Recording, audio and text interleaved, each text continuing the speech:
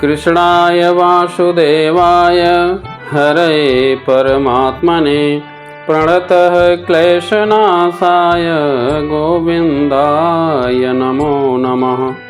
श्री परमात्मने नमः। दुखे स्वनुद्विग्नमनः सुखे सुविगतस्पृहः वीतरागभयक्रोधः स्थितधीमुनिरुच्यते। यः सर्वत्रानभिस्नेहस्त तत्प्राप्य शुभाशुभं नाभिनन्दति न द्वेष्टि तस्य प्रज्ञा प्रतिष्ठिता।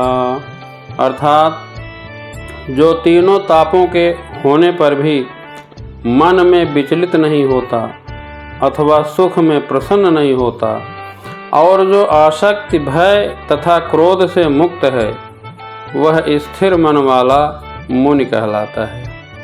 इस भौतिक जगत में जो व्यक्ति न तो सुख में प्रसन्न होता है और न अशुभ प्राप्त होने पर दुखी होता है वह पूर्ण ज्ञान में स्थिर होता है।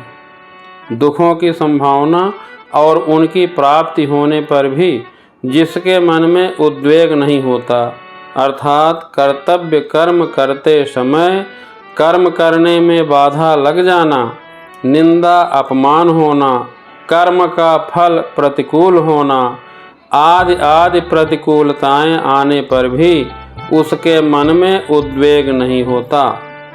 कर्मयोगी के मन में हलचल न होने के कारण यह है कि उसका मुख्य कर्तव्य होता है दूसरों के भलाई के लिए कर्म करना। कर्मों के फल में कहीं आसक्ति ममता कामना न हो जाए इस विषय में सावधान रहना। सुखों की संभावना और उनकी प्राप्ति होने पर भी जिसके भीतर स्पृहा नहीं होती अर्थात तात्कालिक आदर व प्रशंसा होना, अनुकूल फल मिल जाना आदि अनुकूलताएं आने पर भी उसके मन में यह परिस्थिति ऐसी ही बनी रहे, यह परिस्थिति सदा मिलती रहे, ऐसी अस्पृहा नहीं होती। संसार के पदार्थों का मन पर जो रंग चढ़ जाता है उसको ही राग कहते हैं। पदार्थों में राग होने पर कोई सबल व्यक्ति उन पदार्थों का नाश करता है, उनकी प्राप्ति में विघ्न डालता है तो मन में भय होता है।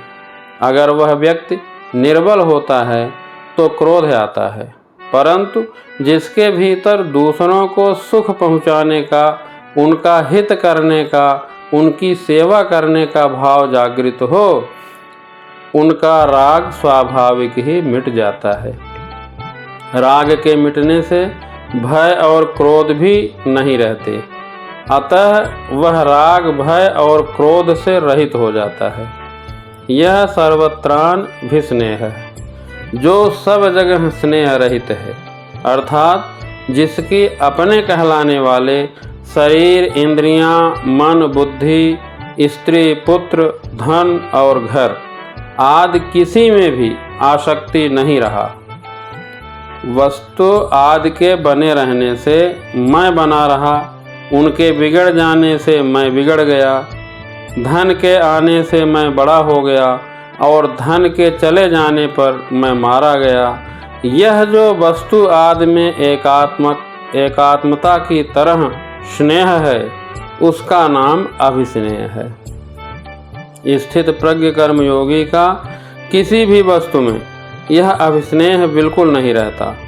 बाहर से वस्तु, व्यक्ति, पदार्थ आदि से संयोग रहते हुए भी वह भीतर से सर्वथा निर्लिप्त रहता है। वास्तव में देखा जाए तो फर्क न तो स्वरूप में पड़ता है और न शरीर, इंद्रियां, मन, बुद्धि में। कारण कि अपना जो स्वरूप है उसमें कभी किंचित मात्र भी कोई परिवर्तन नहीं होता और प्रकृति तथा प्रकृति के कार्य शरीर आदि स्वाभाविक बदलते रहते हैं, तो फर्क कहाँ पड़ता है। शरीर से तादात्म्य होने के कारण बुद्धि में फर्क पड़ता है। जब यह तादात्म्य मिट जाता है तब वह फर्क भी मिट जाता है और बुद्धि प्रतिष्ठित हो जाती है। दूसरा भाव यह है कि किसी की बुद्धि कितनी भी तेज क्यों ना हो और वह अपनी बुद्धि से परमात्मा के विषय में कितना भी विचार क्यों न करता हो, पर वह परमात्मा को अपनी बुद्धि के अंतर्गत नहीं ला सकता। कारण कि बुद्धि सीमित है और परमात्मा असीमित है, अनंत है। परंतु उस असीम परमात्मा में जब बुद्धि लीन हो जाती है, तब उस सीमित बुद्धि में परमात्मा के सिवाय दूसरी कोई सत्ता ही नहीं रहती। यही बुद्धि का परमात्मा में प्रतिष्ठित होना है। कर्मयोगी क्रियाशील होता है। जय श्री कृष्ण।